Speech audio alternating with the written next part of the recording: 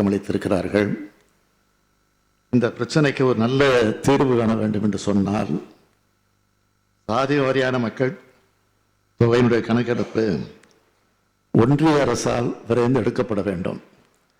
அதற்காக இந்த கூட்டத்தொடரிலேயே சட்டமன்ற கூட்டத்தொடரிலேயே ஒரு தீர்மானத்தை கொண்டு வரலாம் என்று நாங்கள் முடிவு செய்திருக்கிறோம். அதற்கு போகா மணி அவர்கள் ஆதரவு தர வேண்டும் என்றும் கேட்டுக்கொள்கிறேன்.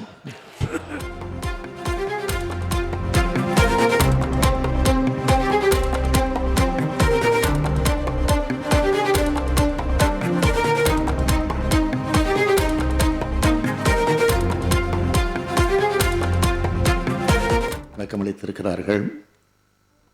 இந்த பிரச்சனைக்கு ஒரு நல்ல தீர்வு காண வேண்டும் என்று சொன்னால் சாதி வாரியான மக்கள் தொகையினுடைய கணக்கெடுப்பு ஒன்றிய அரசால் விரைந்து எடுக்கப்பட வேண்டும். அதற்காக இந்த கூட்டத்தொடரிலேயே சட்டமன்ற கூட்டத்தொடரிலேயே ஒரு தீர்மானத்தை கொண்டு வரலாம் என்று நாங்கள் முடிவு செய்திருக்கிறோம். அதற்கு போகா மணி அவர்கள் ஆதரவு தர வேண்டும் என்றும் கேட்டுக்கொள்கிறேன்.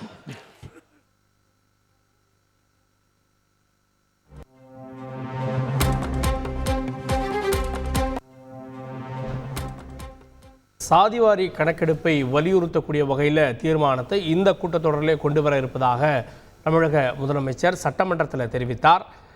அதனை முக்கிய செய்தியாக பார்த்து வருகிறோம். செய்தியாளர் சங்கரன் கூடுதல் விவரத்துடன் இணைகிறார். சங்கரன், சாதிவாரி கணக்கெடுப்பு தொடர்பாக தீர்மானம் இந்த கூட்டத்தொடரிலே வர இருக்கிறது அப்படின்னு முதலமைச்சர் கூறினார். கூடுதல் விவரங்கள் என்ன? வணக்கம் கார்கே. சட்டப்பேரவையில இன்று கல்வித்துறை மானிய கோரிக்கை, அதே போன்று வருவாய்த்துறை மானிய கோரிக்கைகள் மீதான விவாதம் நடைபெற்று வருகிறது. இதில் பாமக சட்டமன்ற உறுப்பினர் ஜி.கே. மணி பேசும்போது வன்னியர்களுக்கான 10.5% இடஒதுக்கீட்டை அமல்படுத்த வேண்டும், அது கிடைப்பிலேயே இருக்கிறது என்ற ஒரு கருத்தை முன்வைத்தார். இதன் பிறகு இது தொடர்பாக மிகப்பெரிய ஒரு நீண்ட விவாதம் நடைபெற்றது. ஜி.கே. மணியுடைய கருத்திற்கு சட்டத்துறை அமைச்சர் ரகுபதி நீண்ட ஒரு பதிலை கொடுத்தார். முந்தைய ஆட்சியில் அரைக்குறையாக இந்த சட்டம் கொண்டு வரப்பட்டது. அதன் காரணமாக உயர்நீதிமன்றத்திலும் உச்சநீதிமன்றத்திலும் அது நிராகரிக்கப்பட்டது. குறிப்பாக இது போன்ற ஒரு சட்டத்தை, இடஒதுக்கீட்டை அமல்படுத்த வேண்டும் என்றால் சமூக பொருளாதார நிலை குறித்த தரவுகள் தேவை. ஆனால் முந்தைய அரசு அந்த சட்டம் கொண்டு வந்த போது சரியான தரவுகள் இல்லாததன் காரணமாகவே உயர்நீதிமன்றம் மற்றும் உச்சநீதிமன்றம் அந்த இடஒதுக்கீட்டை அமல்படுத்த முடியாது என்று நிராகரித்தது. அதை ஏற்க முடியாது என்று தெரிவித்ததை சுட்டிக்காட்டி பேசிய அமைச்சர் ரகுபதி, எனவே முதலில் ஜாதி வாரியான மக்கள் தொகை கணக்கெடுப்பு, அதே போன்று மக்கள் தொகை கணக்கெடுப்பும் நடத்தப்பட வேண்டும். இதனை தமிழக அரசால் செய்ய முடியாது, மத்திய அரசு தான் இதை செய்வதற்கு சட்டத்தில் வழிவகை இருக்கிறது. எனவே மத்திய அரசு இந்த ஜாதி வாரி மக்கள் தொகை கணக்கெடுப்பு நடத்துவதற்கு ஏற்பாடு செய்ய வேண்டும் என்று தமிழக அரசு வலியுறுத்தி இருப்பதாக தெரிவித்தார். எனவே இந்த விவகாரத்தை பொறுத்தவரை தமிழக அரசு, திமுக அரசு எந்தவித தாமதத்தையும் செய்யவில்லை என்ற ஒரு கருத்தையும், மேலும் இந்த இடஒதுக்கீடு வழங்குவதற்கு திமுக அரசு தடையாக இல்லை என்ற ஒரு கருத்தையும் அமைச்சர் ரகுபதி தெரிவித்தார். இதைத் தொடர்ந்து முதலமைச்சர் திரு மு க ஸ்டாலின் சில கருத்துக்களை எல்லாம் தெரிவித்தார். அவர் பேசும்போது, நீங்கள் தற்போது என்டிஏ, அதாவது தேசிய ஜனநாயக கூட்டணியில் தான் அங்கம் வகிக்கிறீர்கள், எனவே அவர்களிடம் சொல்லி இந்த ஜாதிவாரி கணக்கெடுப்பை நடத்துவதற்கு மத்திய அரசிடம் வலியுறுத்த வேண்டும் என்றும், இதே கருத்தை வலியுறுத்தி நடப்பு சட்டப்பேரவை கூட்டத்தொடரிலேயே ஒரு தீர்மானம் கொண்டு வருவதற்கு முடிவு செய்திருப்பதாகவும் முதலமைச்சர் தெரிவித்தார். அப்படி அந்த தீர்மானம் கொண்டு வரப்படும் போது பாமகவும் ஆதரவு தர வேண்டும் என்ற ஒரு கருத்தையும் முதலமைச்சர் வலியுறுத்தினார்.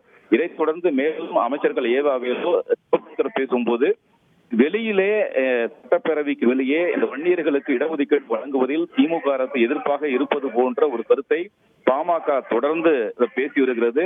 இதை ஏற்க முடியாது, திமுக அரசு மீது பழிபோடுவதை ஏற்க முடியாது என்று தெரிவித்திருக்கிறார்கள். உண்மை நிலை, ஏற்கனவே திமுக அரசு அந்த வன்னியர்களுக்கு இடஒதுக்கீடு வழங்க போதுமான தரவுகளை திரட்டுவதற்கு ஓய்வு பெற்ற நீதிபதி தலைமையில் குழு அமைக்கப்பட்டிருக்கிறது என்பதை சுட்டிக்காட்டி, இப்படி திமுக அரசு பல்வேறு நடவடிக்கைகளை எடுத்திருக்கிறது. எந்த வன்னியர்களுக்கான இடஒதுக்கீட்டுக்கு எதிர்ப்பாக இல்லை என்ற நிலையில் நீங்கள் அதற்கு மாறான கருத்துக்களை பொதுவெளியில் பேசுவதை ஏற்க முடியாது என்று இரண்டு அமைச்சர்களும் தெரிவித்தனர். எனவே முதலமைச்சர் தெரிவித்தபடி இந்த கூட்டத்தொடரிலேயே ஒரு தீர்மானம் மத்திய அரசு விரைந்து அந்த ஜாதிவாரி மக்கள் தொகை கணக்கெடுப்பை மேற்கொள்ள தீர்மானம் கொண்டு வரப்பட இருக்கிறது என்பது குறிப்பிடத்தக்கது. கார்கே, வன்னியர்களுக்கான 10.5% இடஒதுக்கீட்டை உறுதி செய்ய வேண்டும் அப்படின்னு பாமக உறுப்பினர் வைத்த கோரிக்கை, அதன் மேல சாதிவாரி கணக்கெடுப்பின் மூலமாக தான் இதை மீண்டும் சட்டத்தை கொண்டு வர முடியும் அப்படின்னு முதலமைச்சர் பதில் கொடுத்தார். அதற்காக மத்திய அரசை வலியுறுத்தி தீர்மானத்தை விரைவில் இயற்ற இருப்பதாக முதலமைச்சர் தமிழக சட்டமன்றத்தில் தெரிவித்தார். அதனை முக்கிய செய்தியாக பார்த்தோம். செய்திகளை உடனுக்குடன் தெரிந்து கொள்ள உடனே சப்ஸ்கிரைப் பண்ணுங்க.